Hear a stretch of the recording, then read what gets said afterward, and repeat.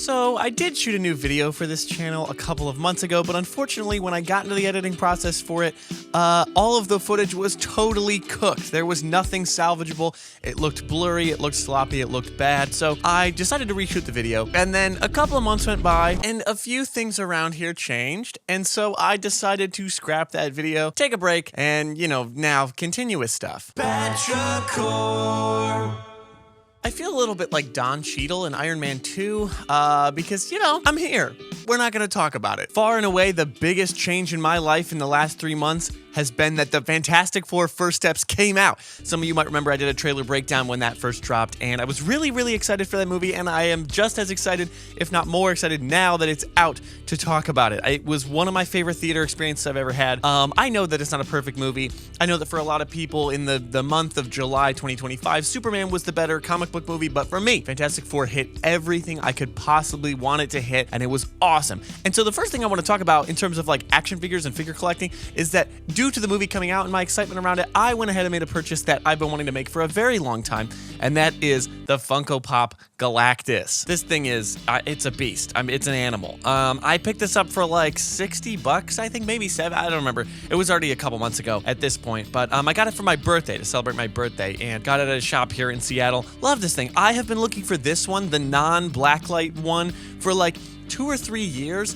and I'm really, really excited to have it in the collection. It also, hang on, let me grab it. Might not look great on camera, but it comes with this little Silver Surfer mini Funko Pop, which I think is really fun. It goes really well with the giant Galactus Funko Pop, and it's cool to just have them paired up together. I like a mini Funko Pop to show the sense of scale for the bigger figure. The only Funko Pops that I've owned up to this point are the Guardians of the Galaxy 3 Adam Warlock, because I thought it was crazy that there was an Adam Warlock Funko Pop in my lifetime, and for that same reason, the Spider-Man 2099 Pop as well. Those are the only two that I own, but now I've got these guys, and the only real tangible downside is that this is a bobblehead, which I don't mind bobbleheads. I think they're fine, but this one just is very front heavy, so often it falls off the shelf. Right now I have a better situation going where it's sort of there's pieces of paper stuck under his feet so that he doesn't fall, but yeah, it's a little wobbly. So for no reason at all recently, I decided to take a couple of the action figures I had and upgrade them, sort of transition them from the action figure I had before to one that I like a lot more, mostly because of how it looks. I don't know why, it just seemed like the right thing for me to do. The biggest example of this for me, and especially keeping the theme of Fantastic Four,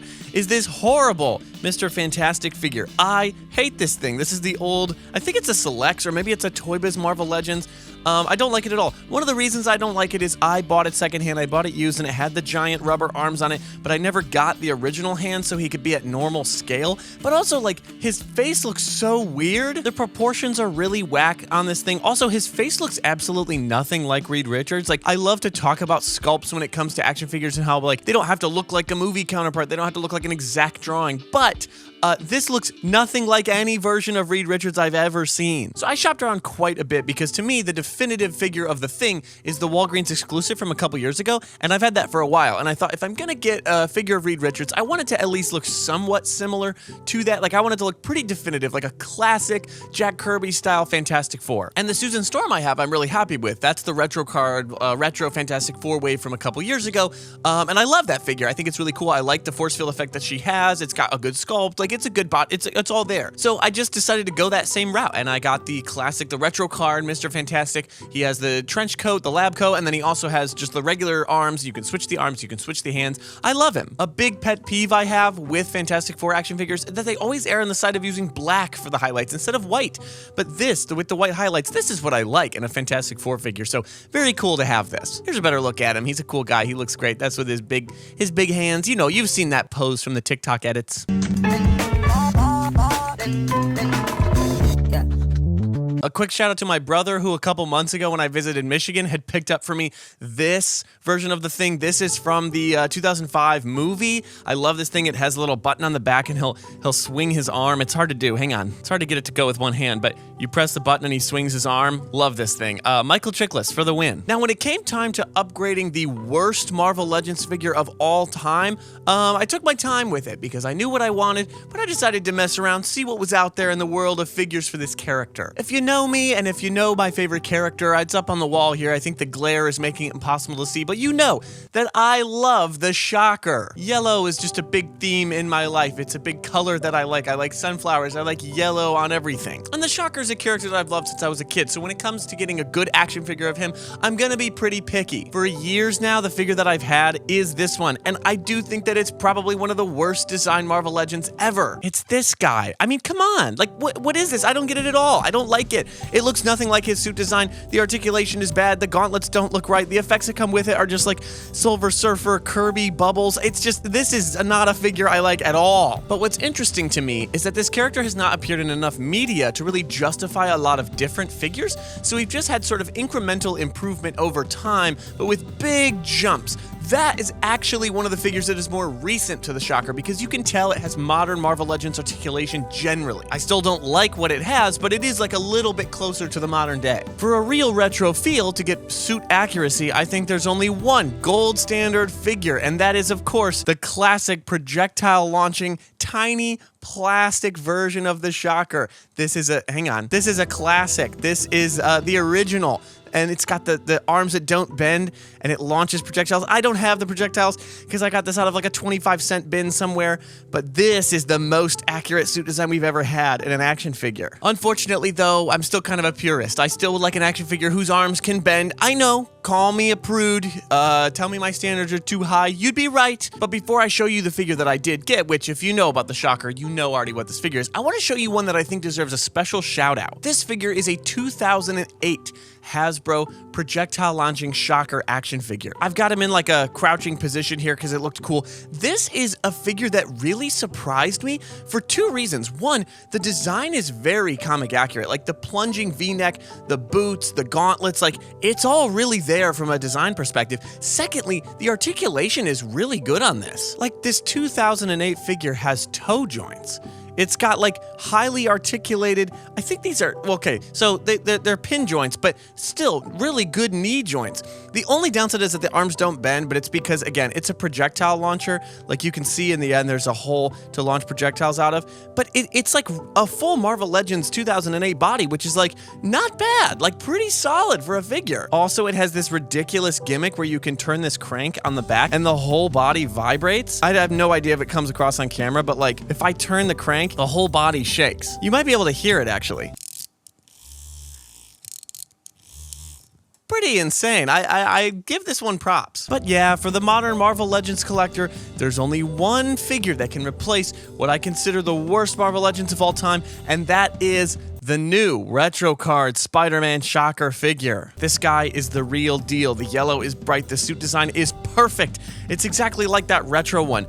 Love this. The gauntlets are really good. The face sculpt is great. It's got alternate hands. The alternate hands have gauntlets on them, so you're never switching and worrying about the placement being wrong. They look great. It's just, I mean, come on, look at him. He's perfect. I should say he's almost perfect. There are two complaints I have about this. They're so minuscule that I consider them irrelevant because, like, I would not wait for another figure to be made so that it could meet these two requirements, but I think it is worth mentioning them. The first complaint is that the yellow isn't really the right yellow. I'm gonna show you as a comparison. It's more of an orange. Like really, it looks orange, especially when you put it next to this character that has real yellow. The retro one here, that's the real, like, actual yellow that you see on the old comic covers, and then the new guy, it's sort of like brown and bright orange, and also it's not striped. It's just like solid color with a sort of engraved crisscross pattern, which is fine, but it is worth noting that in the comics, it's not shown that it's like engraved, embossed into his suit. It's shown that like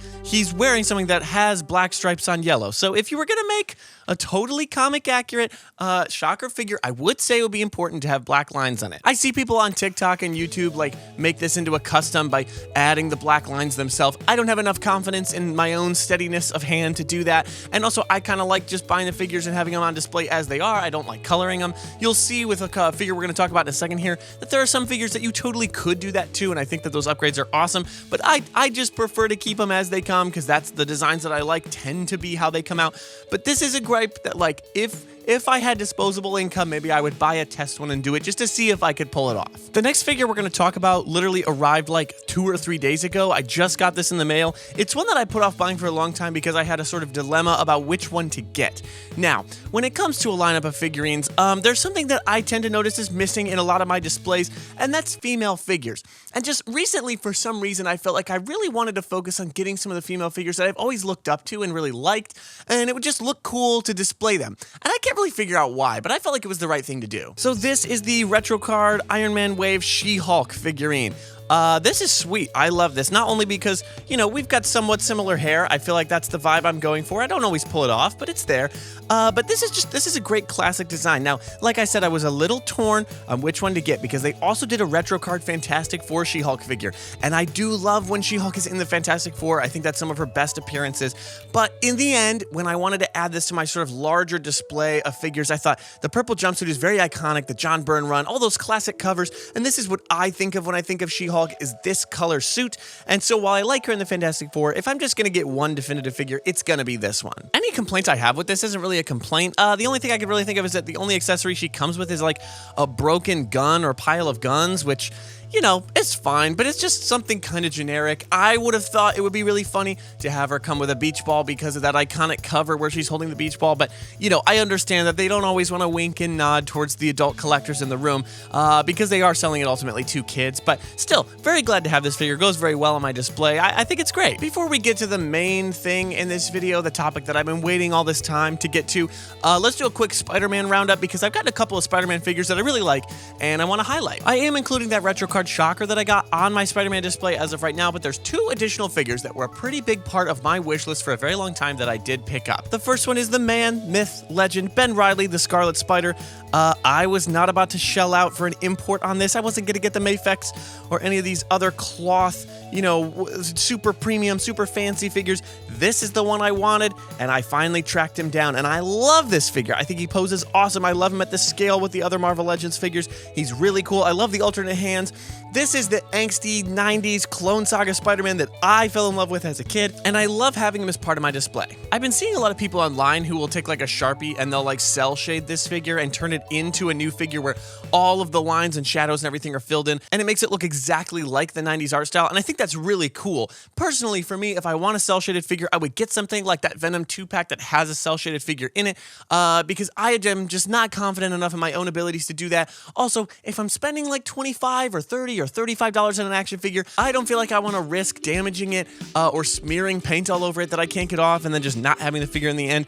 And finally, my last piece of like not doing this for a reason is because I really like flat colors and bright, vibrant colors on comic book characters. So even though I like 90s art style to some extent, I really like when the action figure shows up and it looks bright and vibrant and cool. That's like my favorite thing to have in my displays. And speaking of a character that just radiates light and joy and happiness and energy, I want to show you one of my favorite new action figures I've gotten, the Symbiote Black Suit Spider-Man. Of course, there are so many of these on the market. I need to talk about it because I need to complain about it. Buying a Symbiote Spider-Man action figure in 2025 sucks. It's horrible. Let me tell you why. The Black Suit Spider-Man figure I had before was this like really janky Toy Biz. I think it might be an old Toy Biz Marvel Legends, but it's from like some sort of kit or pack with like villains in it. It's basically broken. It's like unposable. It's very tiny, old, whatever. And then there's this valley. There's this level of time where they don't make new ones for a while. And now it's like there are so many different ones to try, and it's not worth the effort. Because, right, there's like the Gamerverse side, you've got the Gamerverse Venom, which is like a terrifying figure. I hate Venom. You have the Tobey Maguire Spider-Man Black Suit, which I hate those movie tie-in figures. They all stink. I hate them. I hate the No Way Home line. I don't like any of those. I'm very proud to say I don't think I have, well, I was gonna say I don't have any MCU figures, but I do have one, and it's the Paul Rudd Ant-Man figure, and that's just because that is like a really good comic accurate Ant-Man figure, which is mostly because the suit in the movies looks a lot like the Ant-Man suit. But even then, I've never put the Paul Rudd head on it. I only rock with it in like a mask on and just sitting on the shelf as part of the display. I don't like it as like an MCU figure. And therefore, I'm not gonna buy the Tobey Maguire Black Suit Spider-Man. I like that on the poster. I like that in the movie. but I'm not interested in movie figures. And then yeah, the like Gamerverse one, it's weird. I don't like the texture on it. It looks like they're trying to make it look like a video game. I think that what I'm realizing as I talk this out is that what I don't like is when they're trying to make an action figure look like a different medium. They want it to be the action figure that looks exactly like the movie version of the suit. They want the action figure to look exactly like the video game version of the suit. I don't like that. I don't think those are cool at all. The one that is most iconic to me is the Secret Wars wave, and that's what I got, and that's what I have, and that's what this figure is, and I love it for that. And it's on my display right in front of my Secret Wars 8, which, you know, not gonna say it, but I think I'll say a lot of action figure collectors don't know where these characters came from. They don't know the source material. So having the actual book this costume premiered in from the Secret Wars wave right behind the figure, that's, you know, I'm just saying, I'm not saying I'm better than anyone. I'm just saying that's sort of the character itself. That's the essence of it, not just a video game or a movie. Okay, but now we got to talk about the thing you guys are all actually here for. And of course, that's that I probably am done with Marvel Legends. See, the biggest purchase I made in my collecting journey recently is something that was so good, it's so incredible as a product, as a display, that it's like, maybe I'm just done buying Marvel Legends. I did a TikTok like unboxing and haul and review of these a couple weeks ago when I got this big order from Big Bad Toy Store. And in that video, I was like, well, you know, I'll do a full review of this because like, I don't know, hopefully it's good. It is. It's amazing. Do you guys want to see it? This is the product I'm talking about. This is my new Batman action figure. No, I'm kidding. This is the one I got in like 2006. I think it was in a 2-pack with the Joker. All the accessories are lost. I think I used to chew on the ears as a kid, so those are pretty much gone. But he's still sick. I still love this Batman. I love brown, black, and gray. That's something we don't see in any designs. Cloth cape, you know, that's something any good Batman action figure has. Then, of course, you guys who are fans of the channel know that I bought the Batman Spawn 2-pack a couple years ago. For a while, this was my sort of definitive Batman figure, except for this horrible, gigantic rubber cape that can't pose at all, and the fact that he falls down if you don't put a stand on his feet. I was willing to look past those things because this, with the Batarangs and with a good Spawn, who I still think that Spawn is a great action figure, this was my definitive Batman action figure. Until today. Ladies and gentlemen, I'm proud to present you with the MAFEX Hush Batman. This is like what action figures needed to be from the moment they were created. Now look, I'm no expert in posing. I know that my poses are not up to the caliber of all these cool TikTok and YouTube people you follow, but trust me when I say, anything you think of with this figure, you can do. It's insane. The accessories with this thing, the alternate head sculpts, all of it in such a small box. Like, this is like, I can't buy any more Hasbro products as long as stuff like this is out there. It's just surprising to me that all this time I was buying like mediocre versions of action figures. If I had just saved that money, I could have gotten a handful of these. Obviously, yes, the collection would be smaller, but it would be a lot cooler. Like, these are like so definitive and well designed and well articulated and just incredible to have on display. Especially with a character like Batman, you know, in contrast to other McFarlane figures, like this is my favorite visual version of Superman is Frank Miller from Dark Knight, but like this thing sucks compared to the MAFEX. Like I can't believe how bad the articulation and how blocky this is and how unposable it is when like the MAFEX Batman is so much, it's like, what are they doing? In summary, we are living in sort of a renaissance of action figures, one that will hopefully be improved by McFarlane losing the DC license because I am past the point of liking the figures they make. I like that Hasbro gets into the weeds and they make obscure characters, even though, you know, obviously I have design gripes, I have complaints about their characters and the ones they release, but I generally think they do a good job with it. And so with DC, it's like, I think it's time for me to leave buying anything McFarlane. And I think that that's motivating me with the Marvel stuff as well. It's like, well, you know, maybe it is worth it to go out there and get a really premium, really nice Reveltech Moon Knight if I can find one, rather than settle for like average, okay, fine, mediocre Moon Knight Marvel Legends every 4 or 5 years. Maybe it's time to go chase one of those down.